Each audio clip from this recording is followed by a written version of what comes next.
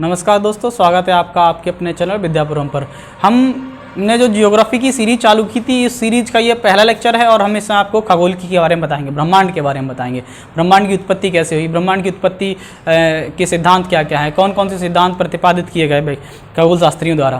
तो प्रारंभ में मस्तिष्क में, जो मनुष्य के मस्तिष्क में जो एक चित्र उभरा तारों का, खगोलीय पिंडों का, उन सब पिंडों का जो चित्र उभरा, उस चित्र के बारे में, उस चित्र का नाम दिया जो खगोल शास्त्री थे उन्होंने ब्रह्मांड। यानी कि ब्रह्मांड क्या है, तो उन्होंने कहा कि जितने भी तारे हैं, सब तारे वगैरह, ये क्या है, समूह क्या है, ब्रह्मांड है। तारों का, आकाश गंगाओं का, खगोलीय पिंडों का, ये सब समूह क्या है, ब्रह्मांड है।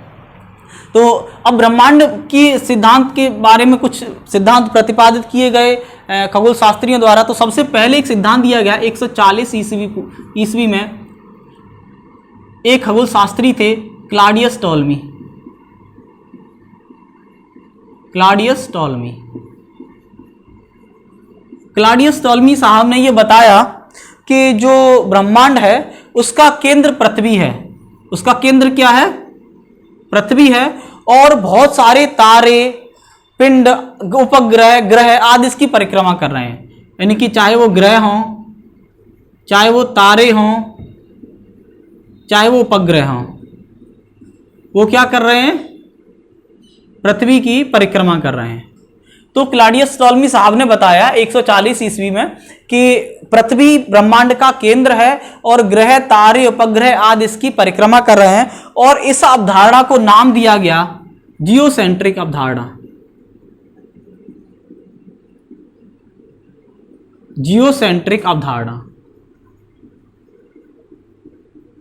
जियोसेंट्रिक अवधारणा। उसके बाद यह अवधारणा काफी दिन तक प्रचलन में रही और 1453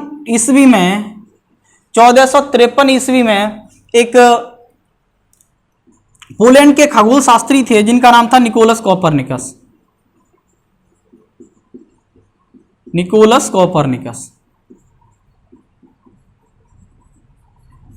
कोपरनिकस साहब ने यह बताया और ये कहा जो जियोसेंट्रिक अवधारणा है वो गलत है।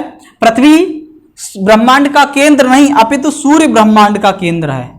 उन्होंने बताया क्या केंद्र है, सूर्य ब्रह्मांड का केंद्र है और ग्रह, तारे आदि इसकी परिक्रमा कर रहे हैं। ग्रह, तारे आदि इसकी क्या कर रहे हैं, परिक्रमा कर रहे हैं। तो इस अवधारणा को नाम दिया गया हेलियोसेंट्रिक अवधारणा।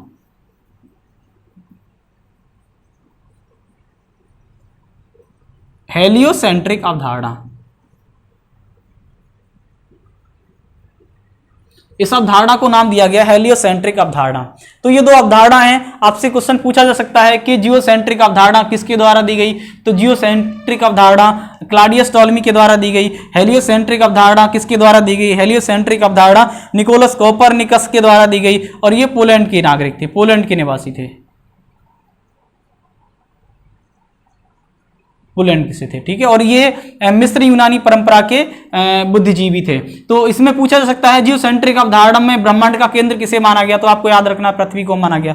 हेलियोसेंट्रिक अवधारणा में ब्रह्मांड का केंद्र किसे माना गया, तो ब्रह्मांड का केंद्र किसे माना गया, सूर्य को माना गया। ये चीजें आपको याद रखनी है। उसके बाद ब्रह्मांड की उत्पत्ति के बारे में बताते हैं। तो ब्रह्मांड की उत्पत्ति के बारे में बहुत सारे सिद्धांत दिए गए। उसमें जॉर्ज लेमेंथियर साहब ने एक सिद्धांत दिया और उन्होंने बताया कि 15 अरब वर्ष पूर्व ब्रह्मांड में बहुत सारे कॉस्मिक कण इकट्ठे थे और इनमें क्या हुआ कि उनमें एनर्जी इकट्ठी होने लगी और इसमें जब एनर्जी ज़्यादा इकट्ठी हो गई एक जगह केंद्र में, तो इसमें विस्फोट हो गया और इस विस्फोट से ही आकाशगंगा, तारे, सूर्य आदि का निर्माण हुआ।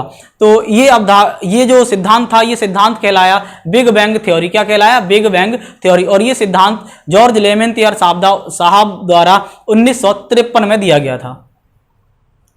तो एक बार इसे देख लेते हैं।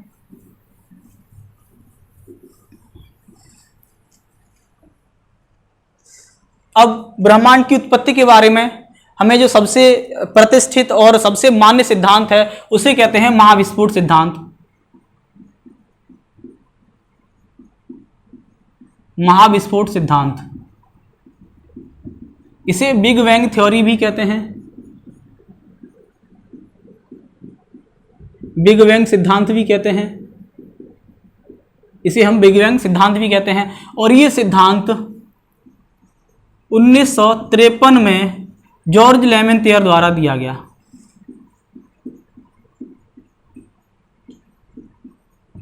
ये सिद्धांत किसके द्वारा दिया गया? जॉर्ज लेमेंथियर द्वारा दिया गया। और उन्होंने बताया कि 15 अरब वर्ष पूर्व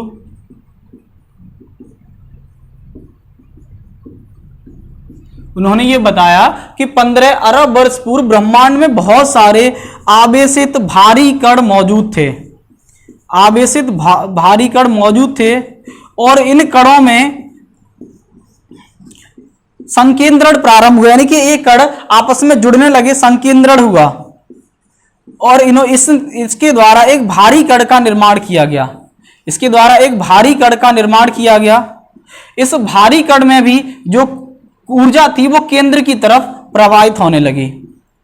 इस भारी कण में ऊर्जा केंद्र की तरफ प्रवाहित होने लगी और जब केंद्र में बहुत अत्यधिक ऊर्जा हो गई, जब केंद्र में बहुत अधिक ऊर्जा हो गई तो इस पिंड में विस्फोट हो गया। इस पिंड में क्या हुआ? विस्फोट हो गया, जिसे महाविस्फोट कहते हैं। और इसी महाविस्फोट से ब्रह्मांड के जो पिंड हैं उनका निर्माण हुआ, तारों का, आकाशगंगाओं का निर्माण हुआ। इसी के द्वारा किसका निर्माण हुआ? तारों का, आकाशगंगाओं का आदि का निर्माण हुआ। तो यह सिद्धांत कहलाता है महाविस्फोट सिद्धांत, बिग बैंग थ्योरी, जिसे 1953 में जॉर्ज लेमेंथियर साहब ने द्वारा दिया गया।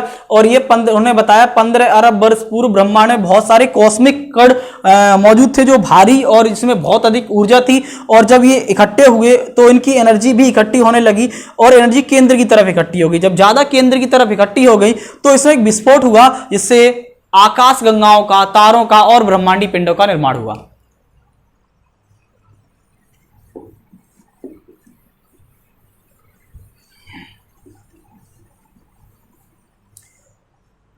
आपको बता दें कि इसी जो महाविस्फोट सिद्धांत है उसी को देखते हुए, उसकी सत्यता को देखते हुए सर्न द्वारा, जो एक यूरोपियन सेंटर है न्यूक्लियर रिसर्च है, उसने 30 मार्च 2010 को एक महाप्रयोग किया। 30 मार्च 2010 को एक महाप्रयोग किया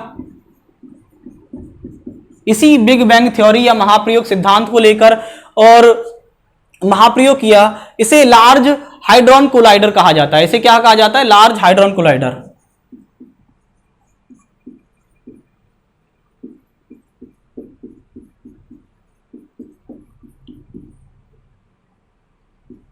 लार्ज हाइड्रॉन कोलाइडर। अब ये है क्या? इसमें जो सर्न है ये किसके द्वारा? सर्न के द्वारा।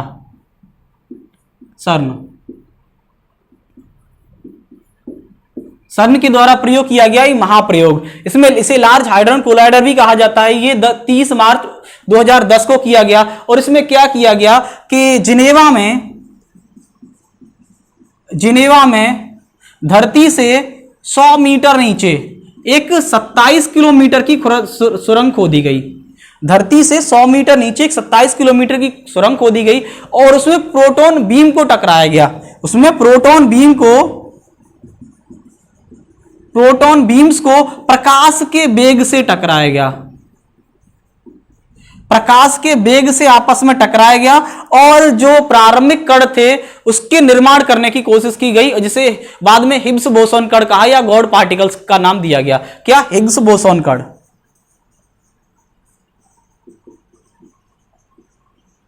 बोसोन कण या गॉड पार्टिकल्स। तो लार्ज हाइड्रॉन कोलाइडर एक महाप्रयोग है जो जिनेवा में सर्न के द्वारा किया गया था। इसमें 100 मीटर जमीन से 100 मीटर नीचे 27 किलोमीटर की एक सुरंग खोदी गई और इसमें प्रोटॉन बीम्स को प्रकाश के वेग से टकरा कर जो पृथ्वी के ब्रह्मांड की उत्पत्ति के बारे में खोजने की कोशिश की गई या पता लगाने की, रहस्य को तोड़ने की कोशिश की गई।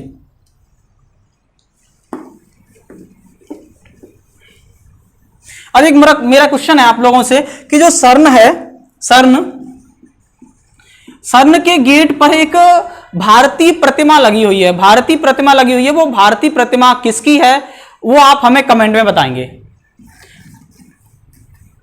तो अब हम बात करते हैं आगे आकाशगंगा के बारे में। आकाशगंगा। आकाशगंगा क्या है? ये बताया जाता है कि ब्रह्मांड में 100 अरब आकाशगंगाएं हैं और प्रत्येक आकाशगंगा में लगभग 100 अरब तारे हैं। तो आकाशगंगा है क्या? आकाशगंगा तारों, खगोलीय पिंडों का एक समूह होता है, ग्रहों का, तारों का एक समूह होता है। तो इसमें आकाशगंगा से किसकी उत्पत्ति कहां से बताई? कि बिग बैंग थ्योरी द्वारा आकाशगंगा की उत्पत्ति बताई। तो इसमें 100 अरब तारे माने जाते हैं। तो अब जो चीज इंपॉर्टेंट है आकाशगंगा से आने वाली वो हम आपको बता देते हैं। देखो, एंड्रोमेडा एक आकाशगंगा है जो आकाशगंगा के सबसे निकटतम आकाशगंगा है। उससे पहले आप लोगों को हम आकाशगंगा की आकृति के बारे में बता रहे हैं। आकाशगंगा कैसी होती है? मूलतः आकाशगंगाओं की आकृति 3 प्रकार की देखी जाती है। दीर्घ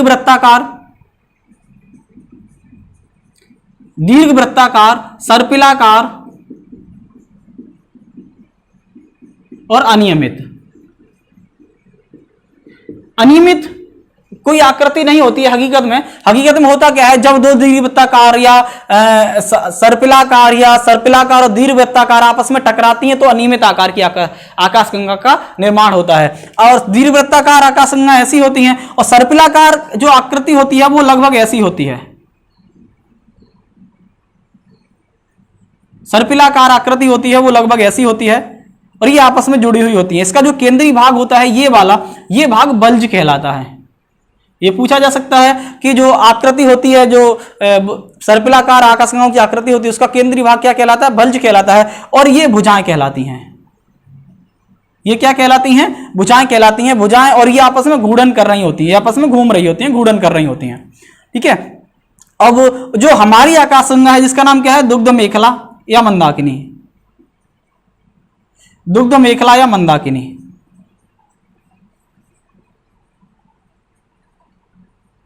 दुग्ध मेखला या मंदाकिनी, उसकी आकृति कैसी है? सर्पिलाकार या सर्पिलाकार। कैसी है? सर्पिला। आपने पढ़ा होगा कैसी है? सर्पिलाकार है। तो ये महत्वपूर्ण पूछा जा सकता है कि जो हमारी आकाशगंगा है उसकी आकृति कैसी है? सर्पिलाकार है। सर्पिलाकार है। और जो हमारी आकाशगंगा है उसके जो सबसे केंद्रीय, सबसे जो उसमें बहुत सारे तारे हैं और उसमें जो सबसे शीतल और चमकीले तारों का समूह है वो कहलाता है ओरियन नेबुला।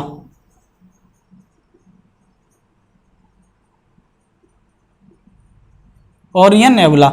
ओरियन नेबुला क्या है? हमारी आकाशगंगा में ऐसे तारों का समूह जो शीतल तारे हैं और बहुत अधिक चमकीले तारे हैं, उनका समूह क्या कहलाता है? ओरियन नेबुला कहलाता है। और हमारी आकाशगंगा की जो निकटतम आकाशगंगा है उसका नाम क्या है? एंड्रोमेडा। ये पूछा जा सकता है इसलिए बता दे रहा हूं।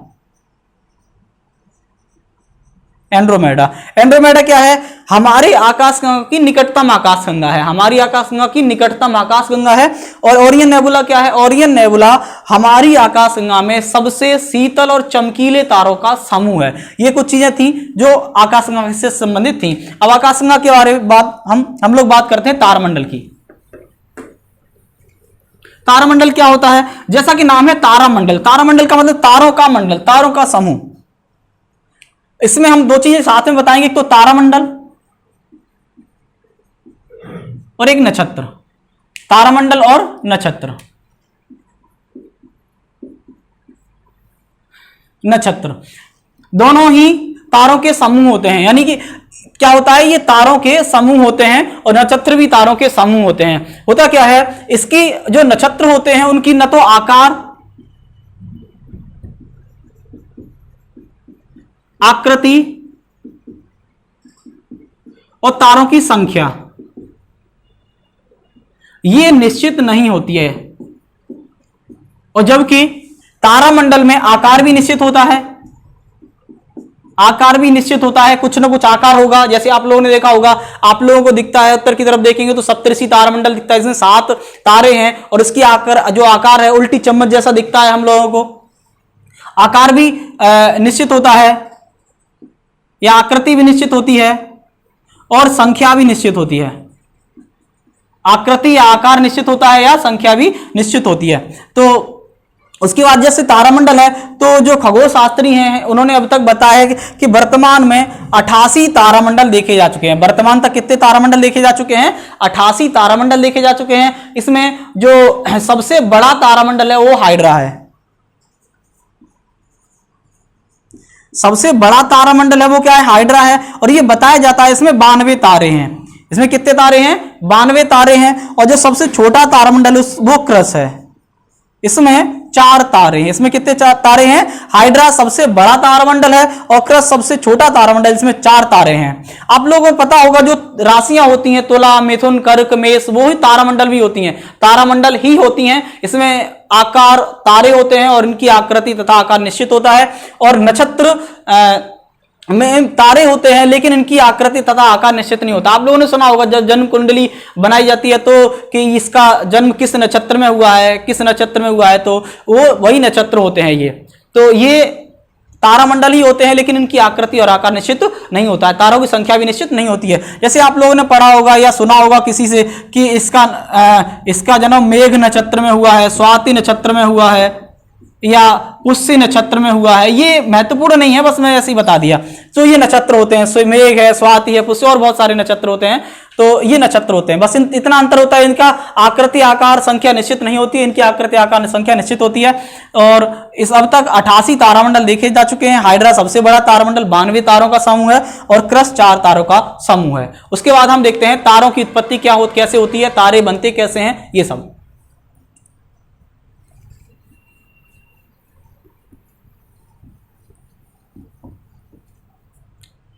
अब बात करते हैं हम तारे के बारे में। तारा क्या होता है? तारा वह आकाशीय पिंड होता है जिसमें खुद की एनर्जी होती है, खुद की ऊर्जा होती है। तारा एक वह आकाशीय पिंड होता है जिसमें खुद की ऊर्जा होती है। प्रारंभ में तारे में सर्वाधिक मात्रा में हाइड्रोजन होती है, उसके बाद हीलियम होती है, ऑक्सीजन भी होती है, कार्बन डाइऑक्साइड होती है, नाइट्रोजन डाइऑक्साइड होती है, नियोन होती है। उसके बाद इसमें मैग्नीशियम भी पाई जाती है, इसमें लोहा भी पाया जाता है और इसमें सिलिका भी पाया जाता है। और भी बहुत सारे पदार्थ पाए जाते हैं लेकिन सर्वाधिक मात्रा में क्या होता है, हाइड्रोजन होता है। उसके बाद हीलियम होता है, ऑक्सीजन होता है, ये तारों में पाए जाते हैं। तो तारों का रंग अलग अलग होता है उसके तापमान के आधार पर। जैसे हमारे सूर्य का वर्तमान रंग कैसा है, पीला है। सूर्य का वर्तमान रंग कैसा है, पीला है। तो उनके नीला भी तारा हो सकता है, नारंगी भी तारा हो सकता है, ये काला भी तारा हो सकता है। उनके तापमान के आधार पर ये सब तारे होते हैं। तो हम तारों की उत्पत्ति के बारे में बात करते हैं। तारों की उत्पत्ति कैसे हुई? वर्तमान में मतलब जैसे कहा जाता है कि ब्रह्मांड में एक आकाशीय बादल था, जो आवेशित आकाशीय बादल था। जैसे कोई ये आकाशीय आवेशित बादल है, ये आकाशीय बादल है, आवेशित बादल है, इसमें बहुत सारी एनर्जी है, हाइड्रोजन है, हीलियम है। तो इसमें क्या हुआ, अगर कहीं से एनर्जी मिल गई, इसे कहीं से तरंगें मिल गई, या इसके पास से कोई तारा गुजर गया, या कहीं दो तारों का टकराव हुआ, तो वहां से एक वेव्स निकली और इसमें प्रवेश कर गई। जब इसमें प्रवेश कर गई वेव्स, तो क्या हुआ, इसमें जो केंद्रीय भाग है, जो इसका केंद्रीय भाग है, वो घूर्णन करने लगा। जैसे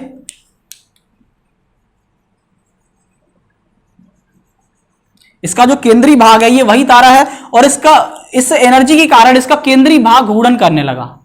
केंद्रीय भाग क्या करने लगा, घूर्णन करने लगा। इसका केंद्रीय भाग घूर्णन करने लगा, तब इसे आद्य तारा या प्रोटोस्टार कहते हैं हम लोग, आद्य तारा। जब ये केंद्रीय भाग घूर्णन करने लगेगा तो ये वाला भाग, जो बाहर वाला भाग है, ये वाला भाग, ये अलग हो जाएगा इससे। ये क्या हो जाएगा, ये तारा है और ये घूर्णन कर रहा है, तो इसका ये वाला भाग क्या हो जाएगा, ये अलग हो जाएगा। ये वाला भाग क्या हो जाएगा, अलग हो जाएगा। और ये वाला भाग बाद में इसी की परिक्रमा करने लगेगा और ग्रह बन जाएंगे। ये क्या बन जाएंगे, ग्रह बन जाएंगे। और ये क्या बन जाएगा, तारा बन जाएगा। ये क्या बन जाएगा, तारा बन जाएगा। तो जब ये घूर्णन करेगा तो घूर्णन करने से क्या होगा, इसमें फ्रैक्शन होगा। तो जिसमें जैसे हीलियम है, हाइड्रोजन है, हाइड्रोजन के 2 परमाणु आपस में मिलकर एक हीलियम परमाणु का निर्माण करेंगे। हाइड्रोजन के 2 परमाणु आपस में मिलकर एक हीलियम परमाणु का निर्माण करेंगे। अर्थात कौन सी क्रिया होगी, नाभिकीय संलयन की क्रिया होगी, नाभिकीय संलयन।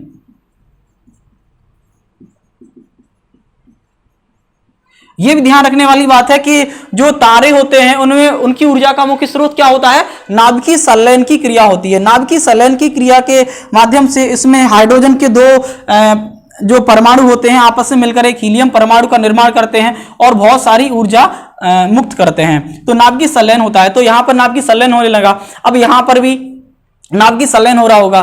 फिर क्या होता है, धीमे धीमे करके इसमें हाइड्रोजन की मात्रा कम होती जाती है। इसे अगर ज्यादा नाभिकीय संलयन होता जाएगा तो नॉर्मल सी बात है, उसमें हाइड्रोजन की मात्रा कम हो जाएगी, और जब हाइड्रोजन की मात्रा कम हो जाएगी तो उसमें मात्र क्या बचेगा, हीलियम ही हीलियम बचेगा।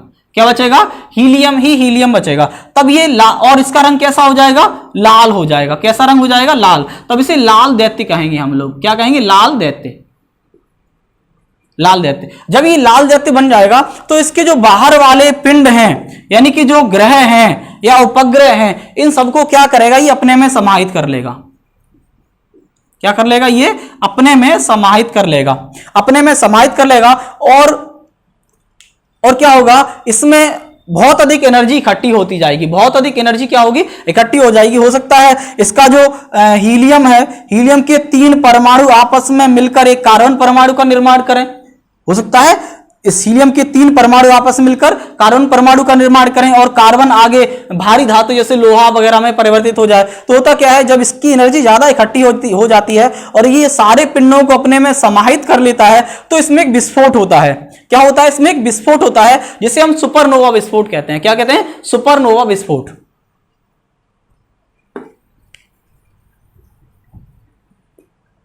उसे हम लोग सुपरनोवा विस्फोट कहते हैं। और सुपरनोवा विस्फोट के बाद इसमें क्या हुआ, एक विस्फोट हो गया। यहां से इधर आए हम लोग,